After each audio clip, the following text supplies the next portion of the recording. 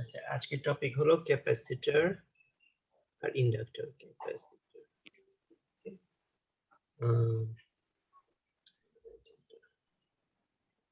একটু দূরে ভালো করে দেখতে পারবো। ক্যাপাসিটর, ওকে। আমরা হলো মিড টার্মের পরের টপিক এসি কারেন্ট। এতদিন আমরা ডিসি কারেন্ট করছিলাম। ডিসি মানে কারেন্ট। এখন আমরা এসি টপিকে চলে যাচ্ছি। তো এসি টপিকে চলে গেলে এসি ডিভাইস গুলো একটু শিখবো, পরে এসি কারেন্টে কি শিখবো। এসিটা আজকে না, এসি কারেন্ট হবে নেক্সট ক্লাসে। অল্টারনেটিভ কারেন্ট,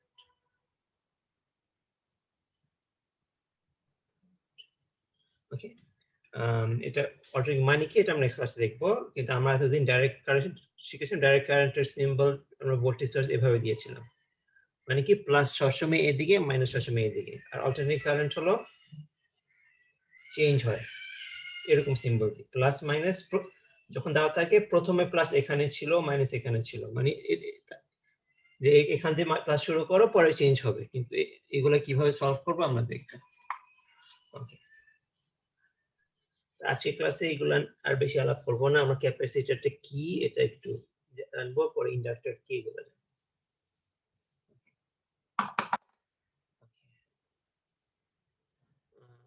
যদি আমরা একটা মেটাল প্লেট মানে কি এরকম একটা কিছু, এখানে এখান পিছন থেকে তার যাচ্ছে, ধরো এদিকেও একটা আছে,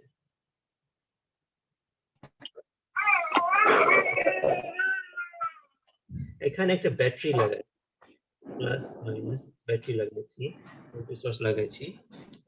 তাহলে এখানে তো ইলেকট্রন আছে, সব জায়গায় ইলেকট্রন আছে, কিন্তু যখন আমরা এটা দেই তখন ইলেকট্রন গুলা এখান থেকে ওদিকে যাওয়ার চেষ্টা করবে, গিয়ে এখানে জমা হবে। তো এখানে নেগেটিভ চার্জ জমা হচ্ছে, ওকে। এখানে প্লাস আছে, তো এখান থেকে ইলেকট্রন গুলা এই প্লাসে আসতে চায়, ঠিক না? বিকজ এই নেগেটিভ পজিটিভ কে অ্যাট্রাক্ট করে, পজিটিভ নেগেটিভ কে অ্যাট্রাক্ট করে। তো এখান থেকে ইলেকট্রন গুলো সব এখানে যাবে। তো এখানে ইলেকট্রন চলে যাওয়ার কারণে এখানে শুধু পজিটিভ চার্জ বাকি থাকবে।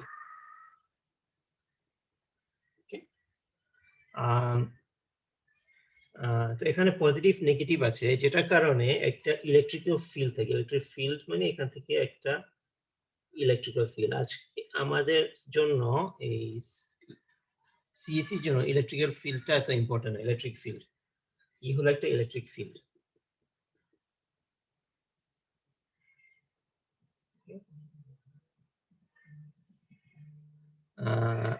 এখন এটার মাধ্যমে ওই, কিন্তু এটা দিয়ে একটা এই ডিভাইসের কতগুলো প্রপার্টি বের করা হয়, যেগুলো আমাদের জানা দরকার নেই, শুধু আমরা ফাইনালটা জানবো। এখানে কতগুলো চার্জ জমা হয়েছে, নেগেটিভ চার্জ জমা হয়েছে না, charge has been collected, okay. Collect মানে জমা করা হয়েছে চার্জ।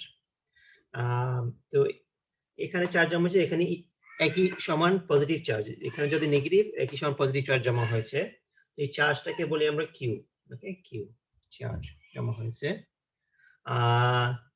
আর এখানে একটা ভোল্টেজ থাকবে, এই আমরা বলছি প্যারালালে একই ভোল্টেজ, ঠিক না? এটা প্যারালাল, এখানে যে ভি, এটা প্যারালাল, তো এটাও একই ভোল্টেজ। তো এখানে প্লাস, এখানে প্লাস, আর এখানে মাইনাস, ভোল্টেজটা সেম। তো একটা ভোল্টেজ আছে এটার উপরে। তো যে কোনো ক্যাপাসিটরের উপর ডিপেন্ড করে যে সে কতটুকু, একই ভোল্টেজ দিলে সব সব ক্যাপাসিটর একই চার্জ নেবে না। কয়েকটা ক্যাপাসিটর বেশি চার্জ রাখতে পারবে, কয়েকটা ক্যাপাসিটর কম চার্জ রাখতে পারবে। তো এটা একটা ফর্মুলা আছে, ইকুয়ালস সিভি। এটা ওই ইলেকট্রিক্যাল ফিল্ড থেকে ওই বিজ্ঞানীরা ডিরাইভ করে এত পর্যন্ত পৌঁছাইছে, ওকে। এটা হলো একটা ক্যাপাসিটরের চার্জের ফর্মুলা। যদি কোনো কোয়েশ্চেন করে এটার উপরে 1 মার্কের কোয়েশ্চেন হতে পারে, ওকে। এই ভ্যালু আছে, এই ভ্যালু আছে, আনসারটা কি, ওকে। নট এটার উপরে আমাদের বেশি ম্যাথস থাকবে না। তো ক্যাপাসিটর এটাকে বলে, ওই ক্যাপাসিটরের একটা প্রপার্টি বলে ক্যাপাসিটেন্স। এটা হলো ক্যাপাসিটেন্স। ক্যাপাসিট্যান্স ভোল্টেজ তোমরা আগে থেকে জানো, চার্জও তোমাদের আগে থেকে জানা থাকতে পারে। এটা হলো ক্যাপাসিট্যান্স, ক্যাপাসিট্যান্সের ইউনিটটা হলো সি, ইউনিট হলো সি, ক্যাপাসিট্যান্সের ইউনিট হলো সি, আর sorry symbol C,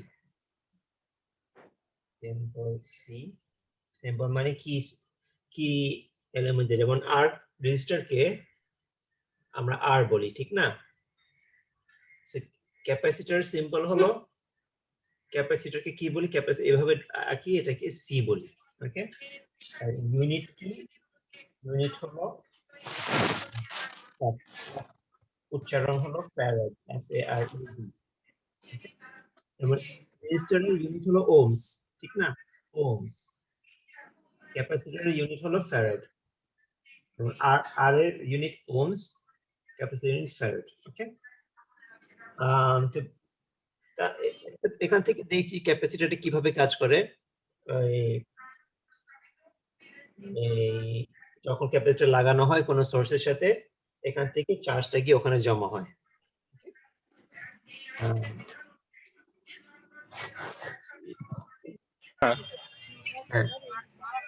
internal diagram ক্যাপাসিটরের ভিতরে এরকম থাকে না, কিন্তু অনেক কিছু থাকতে পারে।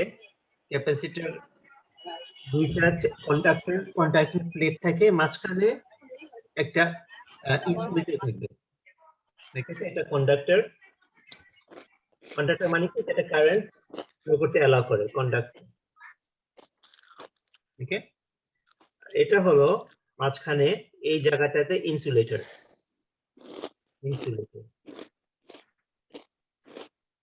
ইনসুলেটর কি হতে পারে, এয়ার হতে পারে, না হয় যে কোনো অন্য কোনো জিনিস যেটা এই কারেন্ট না দেয়, সেটারও কতগুলা ডিজাইন প্রপার্টি আছে, যে এটা যদি একটা যে কোনো ইনসুলেটর দিলে হয় না, কয়েকটা ইনসুলেটর দিলে এই বেশি চার্জ স্টোর করতে পারে, কয়েকটা ইনসুলেটর দিলে কম হয়।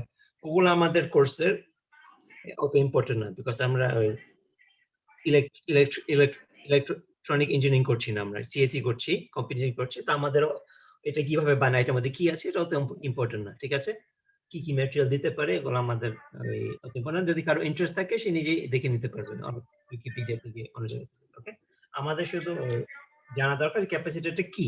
এটা হলো যেখানে মাঝখানে ফাঁকা জায়গা আছে, কারেন্ট এখান দিয়ে যেতে পারে না, কারেন্ট এখানে যেতে পারে না, কি হয়, এখানে কারেন্ট গিয়ে এখানে জমা হয়, আর এই এখান থেকে কারেন্ট এখানে কারেন্ট না, ইলেকট্রন গিয়ে এখানে জমা হয়, এখান থেকে ইলেকট্রন গিয়ে এখানে আসে, ইলেকট্রন।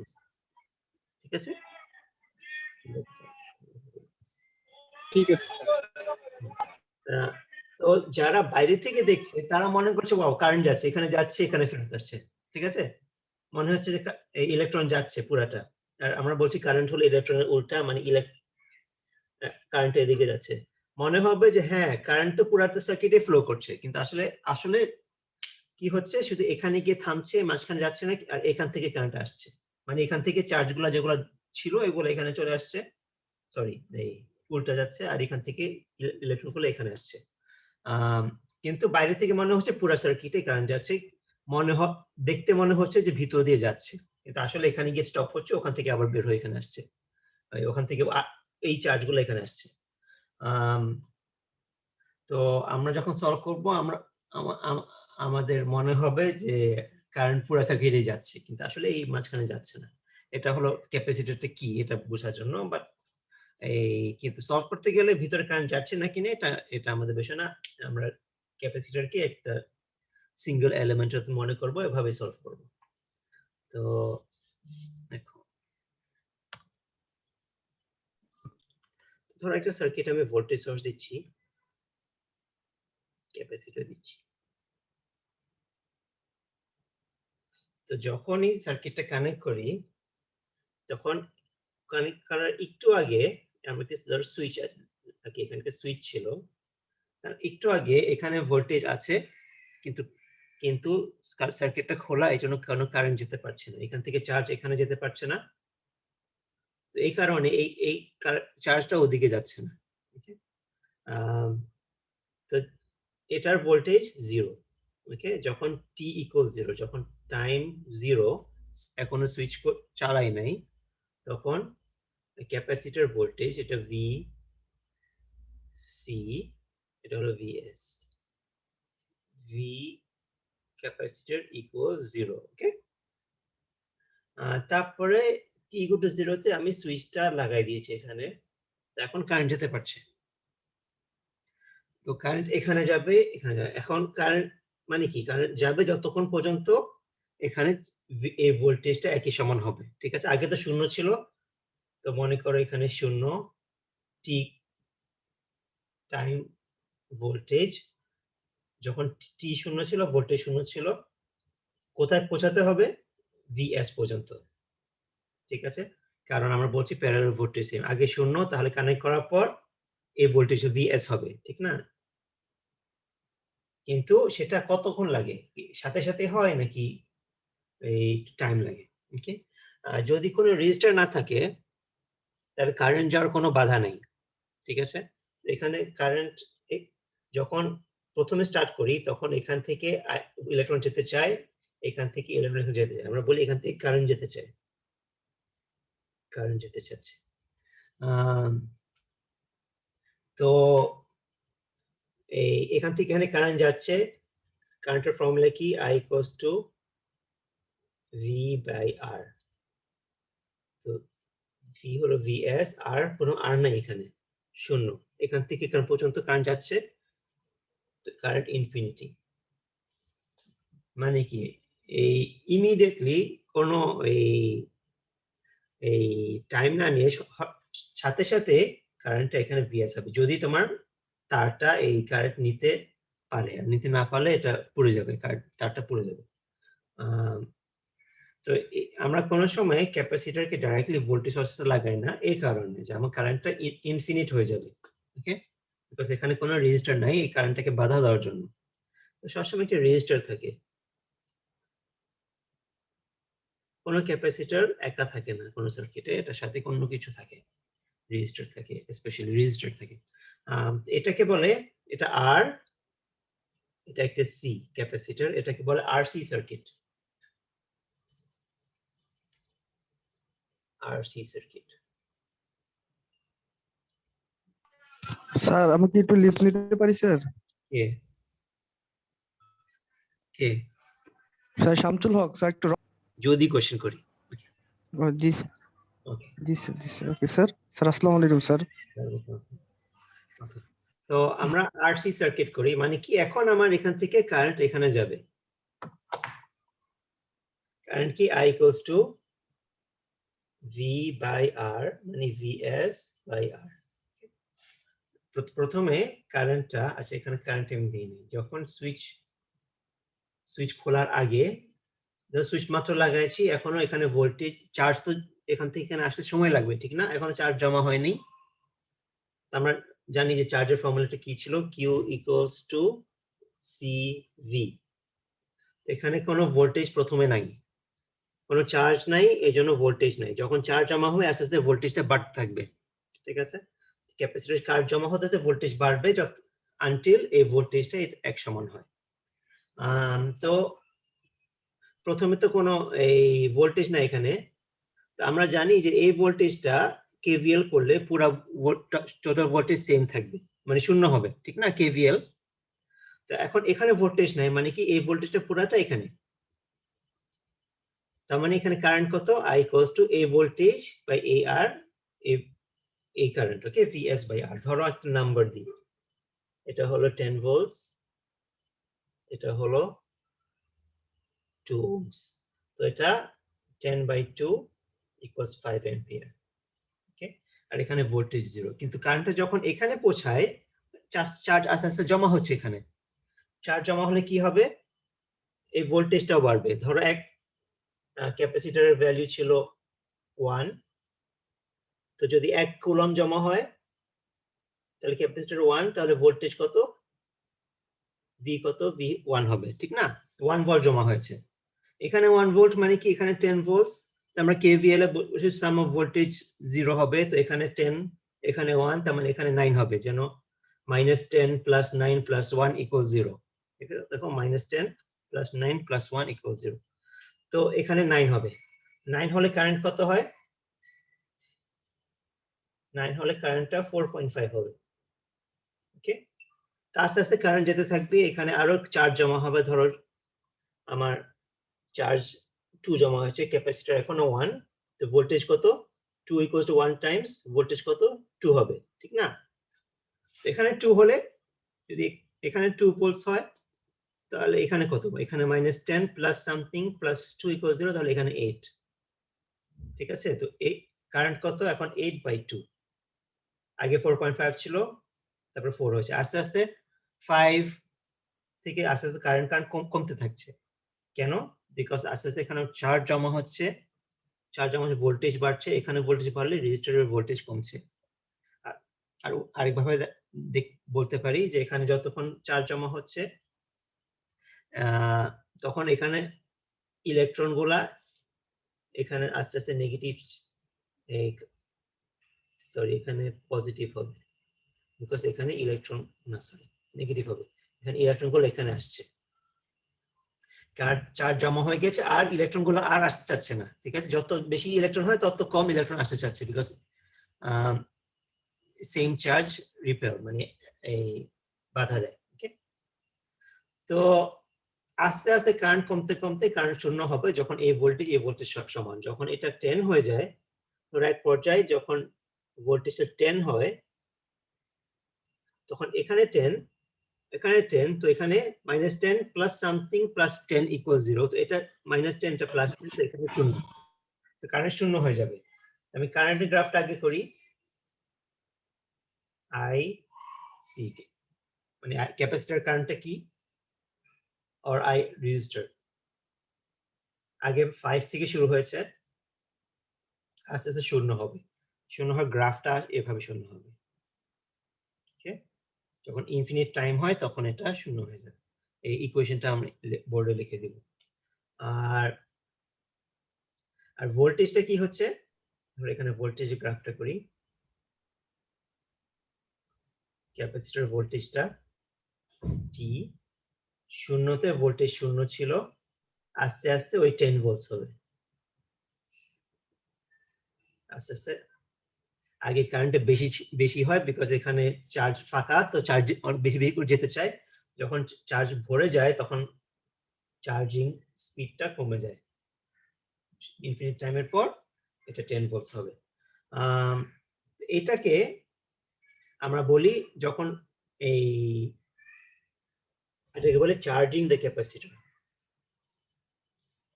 ক্যাপাসিটরকে আমরা চার্জ করছি, চার্জিং দ্য ক্যাপাসিটর।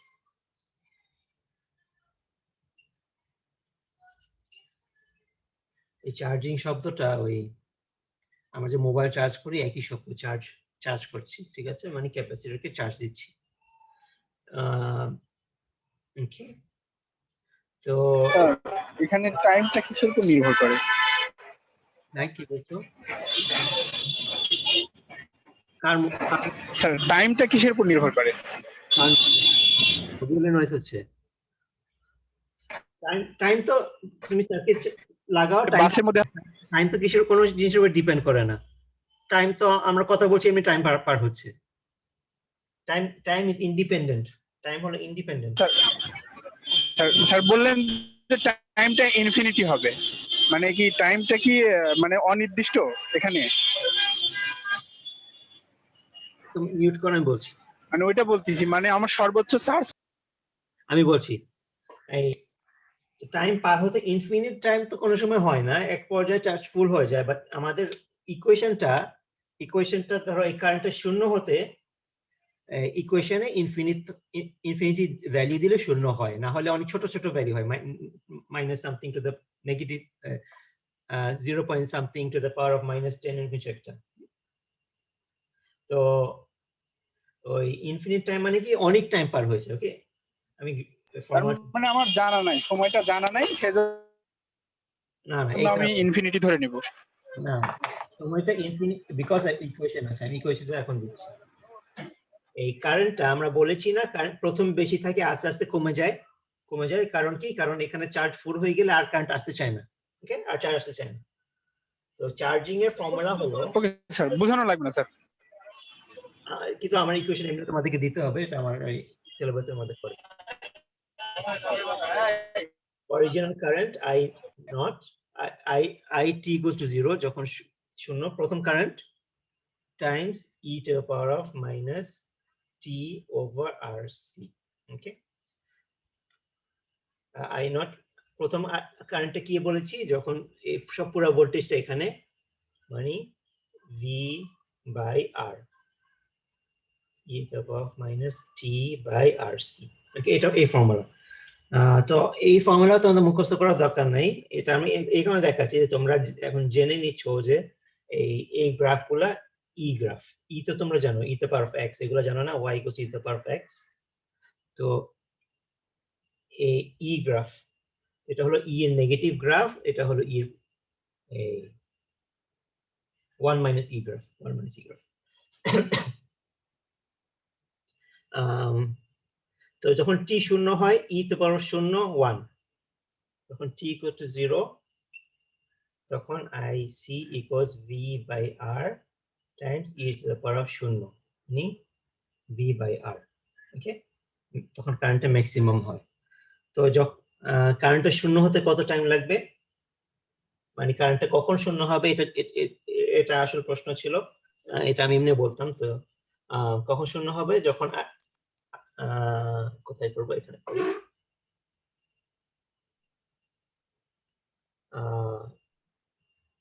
শূন্য ইকুয়ালস আই নট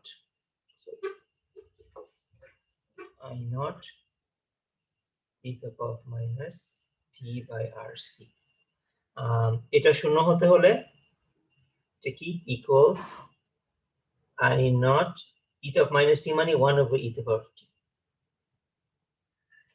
তো এটা শূন্য হতে হলে এই ভ্যালুটা ইনফিনিট হতে হবে। এটা ইনফিনিট হলে তাহলে এটা শূন্য হবে। এটা ইনফিনিট করতে হলে কি করতে হবে, আমার টিটাকে ইনফিনিট করতে হবে।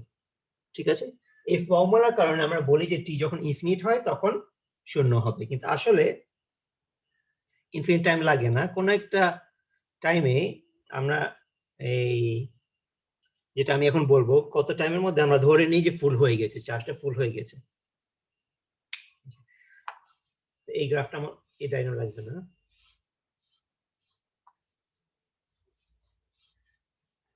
ওকে, তো এটা আমাদের ইকুয়েশনটা, I C equals V by R original current times e to the power of minus T by R C. Okay, এই আর সিটাকে আমরা বলি টাইম কনস্ট্যান্ট। এটা একটা শব্দ, তোমাদের অত জানা দরকার নাই, শুধু একটা ডেফিনিশন। আরসি হলো টাইম কনস্ট্যান্ট। যখন আমাদের টাইম কনস্ট্যান্ট আমরা তাও দিয়ে বলি, তাও। ওকে, তাও হলো টাইম কনস্ট্যান্ট, এটার ইউনিট হলো সেকেন্ডস। ওকে, তো যখন 5 তাও টাইম পার হয়, এটা একটা টাইম। ওকে, ধরো আমাদের ওই ডায়াগ্রামে আর ছিল 2, সি ছিল 1। যদি R equals to 2, C equals to 1, তাহলে tau time constant equals 2 times 1 equals 2।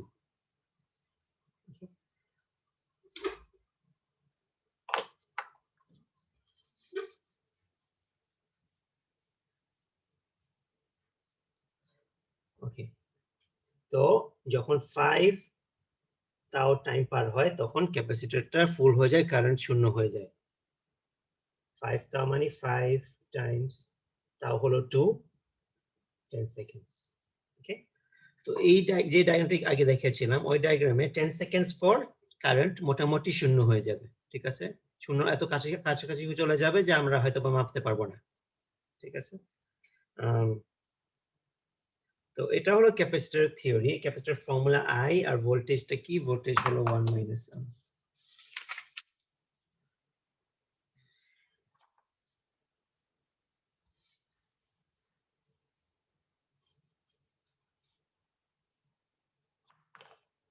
Voltage হলো v naught 1 minus e to the power of minus t by rc. Okay, মানে v naught মানে অরিজিনাল ভোল্টেজটা, sorry v original voltage v source.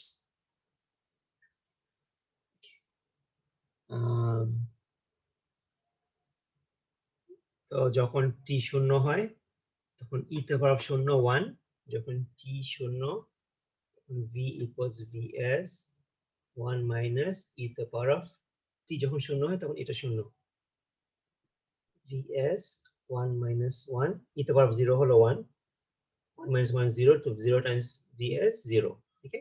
তখন শূন্য হয় তখন capacitor voltage 0, তারপরে আস্তে আস্তে যখন এই টি বাড়ে তখন এই জিনিসটা কমতে থাকে, এই ই তে পাওয়ার অফ নেগেটিভ, তো মানে এই ভ্যালুটা কমবে, 1 থেকে কমতে কমতে কমতে শূন্য হবে, তখন 1 মাইনাস 0 1, যখন ইনফিনিট হয় t ইকুয়ালস ইনফিনিটি তখন v equals to vs 1 minus e তে পাওয়ার মাইনাস ইনফিনিটি, মানে vs 1 মাইনাস 0 ইকুয়ালস 1 মাইনাস 0 মানে 1, vs টাইমস 1 হলো vs। তো ইনফিনিট টাইম পর যেটা আমরা বসে আসলে 5 তাহলে vs এর অনেক কাছাকাছি চলে যায়, তখন v ক্যাপাসিটর vs এর কাছাকাছি চলে যায় যখন t ইকুয়ালস 5 তাও হয়। এই দুইটা ইকুয়েশন, এগুলো কোনো মুখস্থের ইকুয়েশন না, এগুলা আজকের ক্লাস শুধু এই ক্যাপাসিটর কি আর ইন্ডাক্টর কি এটা পরে পরে আলাপ করবো আরো আধা ঘন্টার মধ্যে। ক্যাপাসিটর বুঝতে অনেক ইজি, ক্যাপাসিটর দেখতে পাচ্ছি যে চার্জ ঢুকছে চার্জ বের হচ্ছে, ইন্ডাক্টরটা বোঝা একটু কঠিন, ইন্ডাক্টর তোমরা না বুঝলে তোমরা ইগনোর করতে পারো, ইটস ওকে। ক্যাপাসিটর বোঝাটা ইজি, যে আমাদের এখানে একটা প্লেট আসছে, প্লেট ব্যাটারি লাগালে এখানে ইলেকট্রন গুলো চলে যাবে, এখানে পজিটিভ হয়ে যাবে, এখানে নেগেটিভ হবে, তো পজিটিভ জমতে জমতে যে টাইমটা লাগে এটা হলো ওইটার ইকুয়েশন, ওকে। তো কারেন্ট আগে প্রথম বেশি থাকে, যখন চার্জ জমছে তো আস্তে আস্তে কারেন্টটা কমে যায়, আর ভোল্টেজটা ক্যাপাসিটর ভোল্টেজ আগে কোনো চার্জ থাকে না, এই জন্য ভোল্টেজও থাকে না, আস্তে আস্তে চার্জ জমতে জমতে ভোল্টেজটা ফুল হয়ে যায়, ওকে। এটা হলো ভোল্টেজের গ্রাফ, এটি কারেন্টের গ্রাফ। এটা হলো চার্জিং, আরেকটা ডিসচার্জিং শুধু একটু দেখাই, এটাও একই রকম।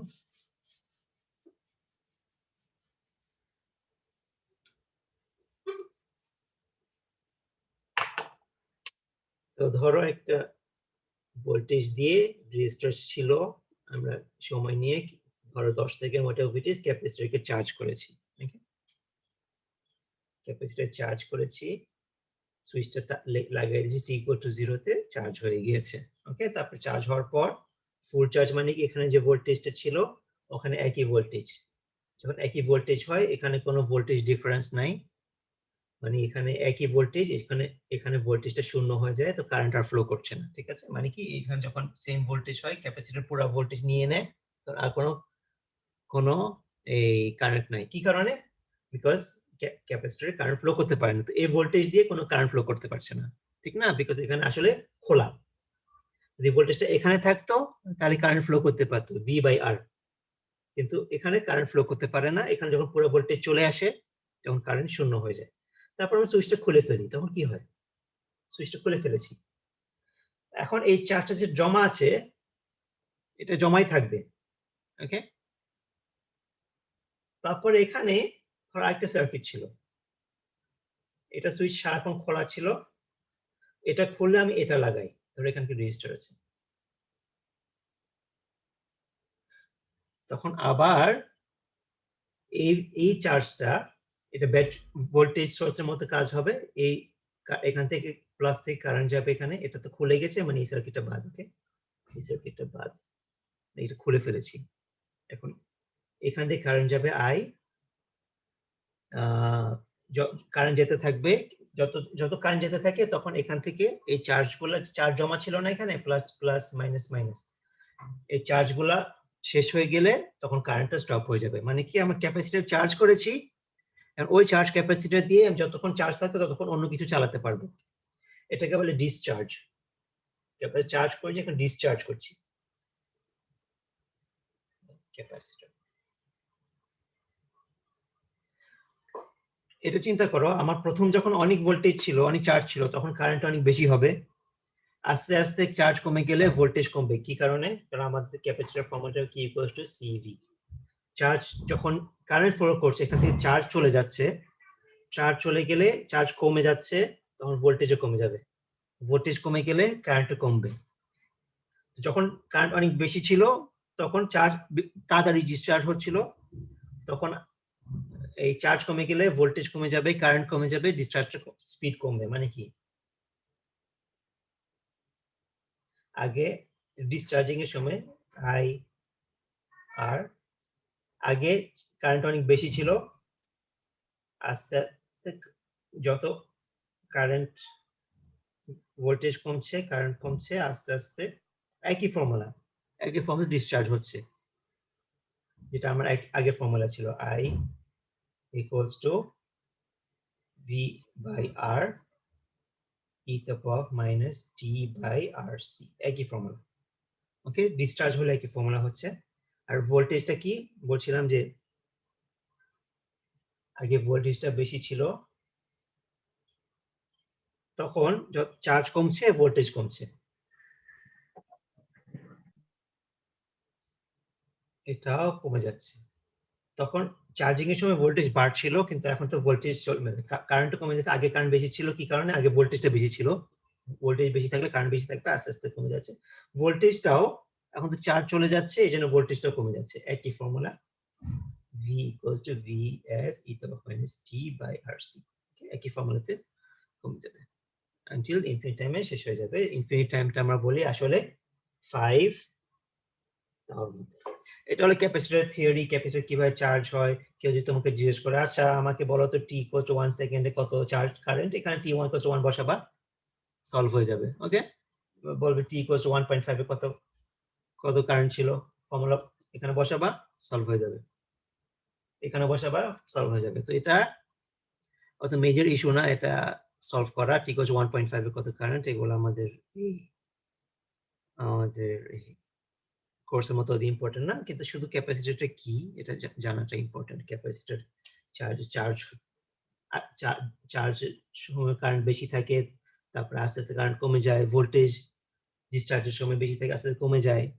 মানে এটা থিওরিটিক্যালি, এটা আমি মুখস্থ করি নাই, তোমাদেরকে ব্যাখ্যা করতে গিয়ে আমার মনে হচ্ছে যে আগে কারেন্ট বেশি, ভোল্টেজ তো প্রথমে বেশি ছিল, কিন্তু যখন চার্জটা কমে যাচ্ছে, বিকজ কারেন্ট ফ্লো করছে, ক্যাপাসিটর থেকে কারেন্ট বের হয়ে যাচ্ছে, তো চার্জও বের হয়ে যাচ্ছে।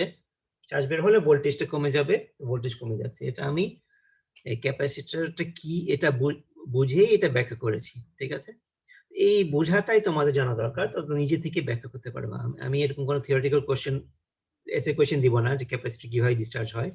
তোমাদের একটা আইডিয়া থাকতে হবে যে ক্যাপাসিটর চার্জ হয় আর ডিসচার্জ হয়। যখন চার্জ ডিসচার্জটা তোমার নিজে যদি চিন্তা করো, নিজেই এই ব্যাখ্যাটা বের করতে পারবা যে আমার আগে কারেন্টটা তো বেশি থাকার কথা, আগে ভোল্টেজ বেশি ছিল, চার্জটা বের হয়ে গেলে ভোল্টেজ কমে যাবে, ভোল্টেজ কমে গেলে কারেন্টও কমে যাবে। তো যখন ভোল্টেজ শূন্য হয়ে যায়, চার্জ সব বের হয়ে যায়, তখন ভোল্টেজ শূন্য হয়ে যাবে। ভোল্টেজ শূন্য হয়ে গেলে কারেন্টও শূন্য হয়ে যাবে। এখানে কোনো ভোল্টেজ নাই, ভোল্টেজ শূন্য হয়ে গেলে কারেন্ট শূন্য হয়ে যাবে। মানে কি, এখান থেকে চার্জগুলা আসলে কি হচ্ছে, ইলেকট্রন গুলো সব এখানে চলে আসছে, ঘুরে এখানে চলে আসবে আনটিল এই দুইটা সমান হয়ে যায়, দুইটাই একই, মানে জিরো চার্জ, তখন আর কারেন্ট ফ্লো করবে না। ওকে, তো এটা ছিল ক্যাপাসিটর থিওরি। কোনো কোয়েশ্চেন আছে? ওকে, না থাকলে আমি এখন ইন্ডাক্টরে যাব। তো এখান থেকে তোমাদের থিওরিটা বোঝা দরকার, এই কারণে যে তোমার computer science and engineering student, তোমরা ক্যাপাসিটর কি এটা জানো। ঠিক আছে, বাট এটার ফর্মুলাটা আমরা মুখস্থ কিছু করার দরকার নেই। যদি কোনো সময় কেউ জিজ্ঞেস করে, বলতে হবে আমি গ্রাফটা জানি, যে এই চার্জ হতে কিরকম। ও চার্জ হলে আগে তো ক্যাপাসিটর ভোল্টেজ থাকে না, বিকজ ক্যাপাসিটর কোনো চার্জ থাকে না, চার্জ হতে হতে ভোল্টেজটা ফুল হয়ে যায়, শূন্য থেকে ফুল হয়ে যায়। কারেন্ট কি, ও আগে তো যখন চার্জ হচ্ছে তখন তো কারেন্ট ফ্লো করে, চার্জ হয়ে গেলে আর ফ্লো হয় না। আগে কারেন্ট বেশি থাকে, চার্জ হয়ে গেলে শূন্য হয়ে যায়। এই গ্রাফ, একটা গ্রাফ করতে কোনো অসুবিধা নেই, এতটুকু বুঝা। ওকে স্যার, ব্রেকডাউন ভোল্টেজ সম্বন্ধে একটু বলেন তো স্যার। ব্রেকডাউন ভোল্টেজ আজকে ক্লাসের টপিকের মধ্যে পড়ে না, আমি পজ করে বলছি। তো আমরা এই জিনিসটা শিখেছিলাম যে আমার যদি এখানে একটা কারেন্ট থাকে একটা তারে, তো একটা ম্যাগনেটিক ফিল্ড আছে। এই ফিল্ড কি রাইট হ্যান্ড রুল না? রাইট হ্যান্ড রুল, তারটাকে যেভাবে ধরি তাহলে ম্যাগনেটিক ফিল্ডটা এভাবে, মনে আছে এটা? কারেন্ট যদি এদিকে হয় তাহলে ম্যাগনেটিক ফিল্ডটা এদিকে, ম্যাগনেটিক ফিল্ড আছে এভাবে। তো আমার যদি অনেকগুলা তার থাকে এরকম, কারেন্ট যাচ্ছে কারেন্ট যাচ্ছে কারেন্ট যাচ্ছে, তাহলে ম্যাগনেটিক ফিল্ডটা পুরাটার অ্যারাউন্ডে যায়, ঠিক আছে? এইটার ম্যাগনেটিক ফিল্ড, এটা ম্যাগনেটিক ফিল্ড, এটা ম্যাগনেটিক ফিল্ড, সবগুলো ম্যাগনেটিক ফিল্ড জয়েন হয় একটা বড় ম্যাগনেটিক ফিল্ড হয়। তো এই তারগুলো কিভাবে করি আমরা? আমরা এক তারকে এভাবে কয়েল করি। এই কয়েলে এই পাশাপাশি তারগুলা এরকম, তার মানে কি আমরা একটা ম্যাগনেটিক ফিল্ড তৈরি হয়েছে, যেটা এই ভিতর দিয়ে গিয়ে বাইরে ভাবে বেরোচ্ছে ম্যাগনেটিক ফিল্ড। ওকে, তো এই কয়েলকে আমরা বলি, এই কয়েলটাকে বলা হয় ইন্ডাক্টর। ইন্ডাক্টর ইন্ডাক্টর শুধু একটা তারের কয়েল, এটাকে ইন্ডাক্টর বলা হয়। তো ইন্ডাক্টরের সিম্বলটা কি? সিম্বল হলো এল।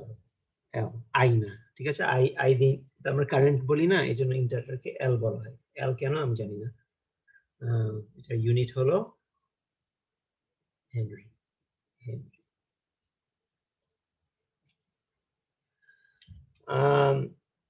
তো ইন্ডাক্টরের থিওরি হলো, ধরো আবার একটা সার্কিট করি।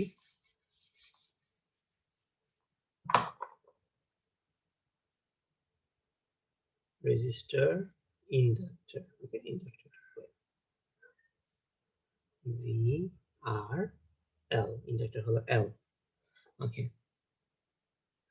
ইন্ডাক্টরের থিওরি হলো আমার এখানে একটা ম্যাগনেটিক ফিল্ড তৈরি হচ্ছে, ঠিক না? ম্যাগনেটিক ফিল্ড, আমি শব্দটা এখনো বোর্ডে লিখি নাই, তো যদি কেউ দেখতে চায় ম্যাগনেটিক ফিল্ড তৈরি হবে, যদি কারেন্ট ফ্লো করে, একটা কারেন্ট ফ্লো করে, তাহলে ম্যাগনেটিক ফিল্ডটা তৈরি হবে। তো ম্যাগনেটিক ফিল্ড তৈরি হতে একটু বাধা থাকে, এই জন্য প্রথমে ম্যাগনেটিক ফিল্ডটা বাধা দিবে, কারেন্টটা আগে যেতে পারবে না। তো ইন্ডাক্টর থিওরি হলো, যদি কারেন্ট প্লট করতে চাই,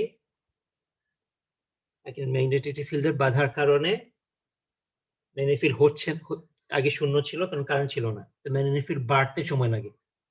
আগে কারেন্ট শূন্য, তারপরে কারেন্ট যেতে যেতে যেতে ম্যাগনেটিক ফিল্ডটা বাড়তে থাকবে, যত বাড়ে তত কারেন্ট আরো অ্যালাউ করবে আনটিল ম্যাক্সিমাম কারেন্ট এসে যায়। ওকে, ইন্ডাক্টর হলো এরকম। ক্যাপাসিটর কি বলছি আমরা? ক্যাপাসিটর কি ছিল? আগে চার্জ হওয়ার সময়, চার্জ হওয়ার জন্য কারেন্ট ফ্লো করবে, চার্জ হয়ে গেলে কারেন্ট আর ফ্লো করবে না, এটা হলো ক্যাপাসিটর ছিল। ইন্ডাক্টর হলো উল্টা, আগে ম্যাগনেটিক ফিল্ডটা কারেন্টকে ম্যাগনেটিক ফিল্ডটা আগে তৈরি তো হতে হবে, তৈরি হওয়ার জন্য সময় লাগবে, প্রথমে নাই, এই জন্য কারেন্ট হতে পারছে না। আস্তে আস্তে যত কারেন্ট যখন ছোট ছোট কারেন্ট যাবে, তখন একটি ম্যাগনেটিক ফিল্ড হবে, তখন আরো কারেন্ট ফ্লো করতে পারবে। ফ্লো করতে করতে করতে একটা ম্যাক্সিমাম পয়সা, ম্যাক্সিমামটা কি হবে? I equal to V by R. V by R. Okay, a maximum. Okay. তো ইন্ডাক্টরের ফর্মুলাটা কি? I equals to এটা আছে e to the power of, এটা ওরকম গ্রাফ আমরা দেখেছিলাম, 1 minus e to the power minus t by RC। RC না, সরি, R by L হবে, t L by R।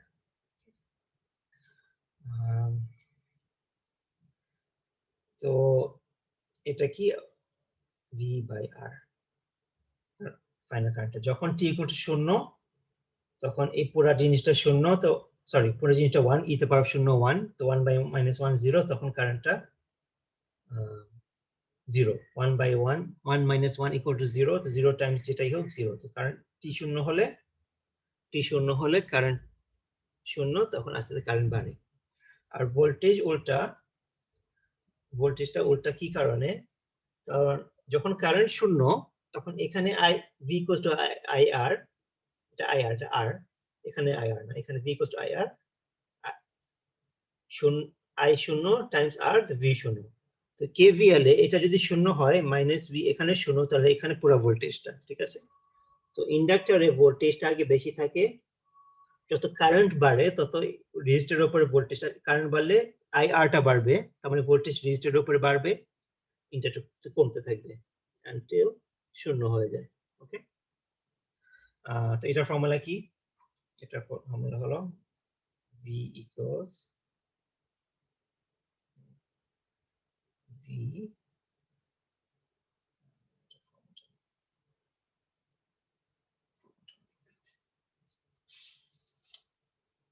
দেখি বলছি আমি, যখন টি শূন্য তো ই তে পাওয়ার শূন্য 1 তখন ভোল্টেজ থাকবে, যখন টি ইনফিনিট হবে ই তে মাইনাস ইনফিনিটি হলো 0, ভি টাইম 0 ভোল্টেজ হয়ে যাবে, এটা ভিএস। তো ইন্ডাক্টর তোমার কি জানতে হবে আসলে? এতটুকু জানা দরকার যে ইন্ডাক্টরে ম্যাগনেটিক ফিল্ড কারণে কারেন্ট স্টার্ট করতে পারে না, স্টার্ট করতে সময় লাগে, স্টার্ট করতে করতে কারেন্টটা ফুল হয়ে যায়। ফুল কারেন্ট মানে কি? ভি বাই আর, এই সার্কিটটা যেটা অ্যালাউ করে ততটুকু। তো লাস্ট একটা কনসেপ্ট,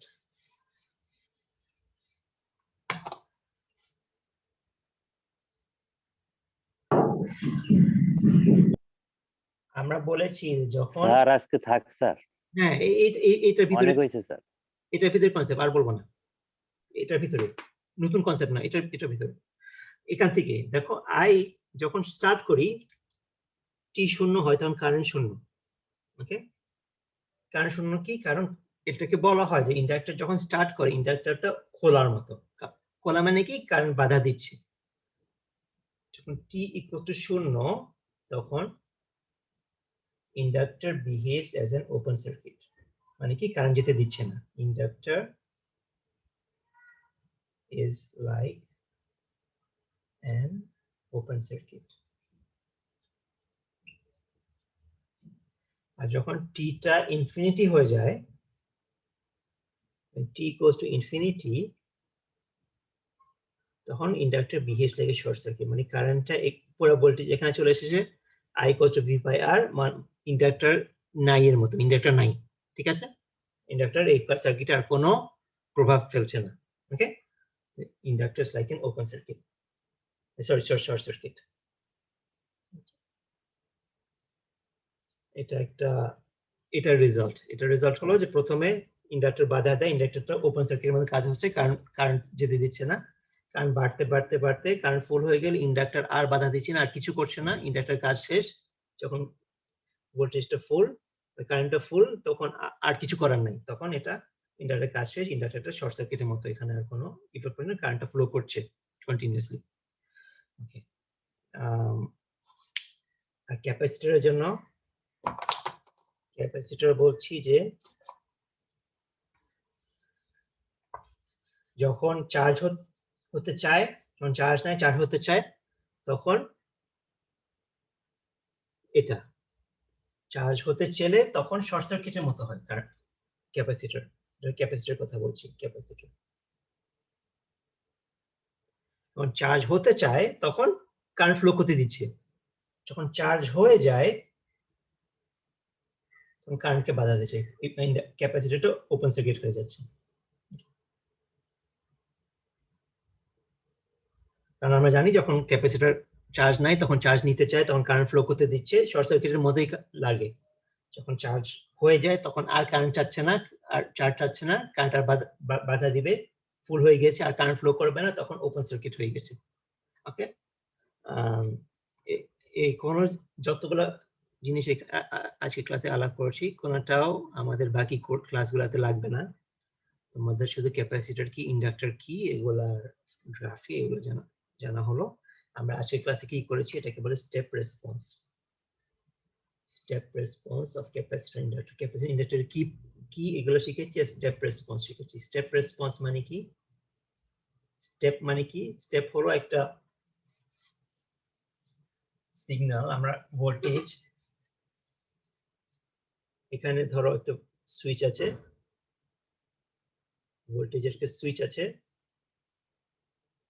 আগে ভোল্টেজটা সার্কিটে কত ভোল্টেজ দিচ্ছিলাম, ভোল্টেজ 0 দিচ্ছিলাম, তারপরে এটা কানেক্ট করলে ভোল্টেজ হঠাৎ ফুল হয়ে যায়। Okay, that's what it means. Step মানে একটা স্টেপ, সিঁড়ির একটা স্টেপের মতো। এটা এই ডায়াগ্রামকে স্টেপ বলে। সিঁড়ির স্টেপ, আগে 0 ছিল, সুইচ কানেক্ট করার পর ইমিডিয়েটলি অন্য ভোল্টেজ হয়ে গেছে। 0 ভোল্টেজ ছিল, লাগানোর পর এই ভোল্টেজ হয়ে গেছে। এটাকে বলে স্টেপ। এটাকে আজকে আমরা স্টেপ রেসপন্স শিখেছি, মানে কি ভোল্টেজ সুইচ লাগালে, সুইচ খুললে এই ক্যাপাসিটর ইন্ডাক্টর কিভাবে কাজ কি করে। আগে তো কিছু করছিল না, এখন কি হয়, এটাকে বলে স্টেপ রেসপন্স। স্টেপ মানে এই গ্রাফটাকে স্টেপ বলে। তো তোমাদের এই কোর্স আউটলাইনে এই জিনিসটা ছিল স্টেপ রেসপন্স। তো স্টেপ রেসপন্সটা আজকে করে ফেলেছি অফ ক্যাপাসিটর ইন্ডাক্টর। এটা আমাদের কোর্সের কোথাও আসবে না, তোমাদের পরীক্ষাতেও যদি আমি কোনো কোয়েশ্চেন করি 1 মার্ক ম্যাক্সিমাম। যদি কোনো থিওরিটিক্যাল কোয়েশ্চেন করি, কোনো ক্যালকুলেশন আমার করতে বলবো না, ক্যালকুলেট করতে বলে আমি ফর্মুলা দিয়ে দিব। ওকে, এটা ফর্মুলা দিয়ে বলবো তোমরা ক্যালকুলেট করো, শুধু তোমাদের এই ক্যালকুলেটর ব্যবহার করার জন্য একটা ফর্মুলা দিব, আর কোনো এই বাকিটা ক্লিয়ার থাকবে। ওকে, যদি কোয়েশ্চেন করি, আমি আপাতত এই এখন পর্যন্ত এই টপিকে কোনো প্রশ্ন করিনি যতগুলো আমি এক্সাম নিয়েছি। অলরাইট।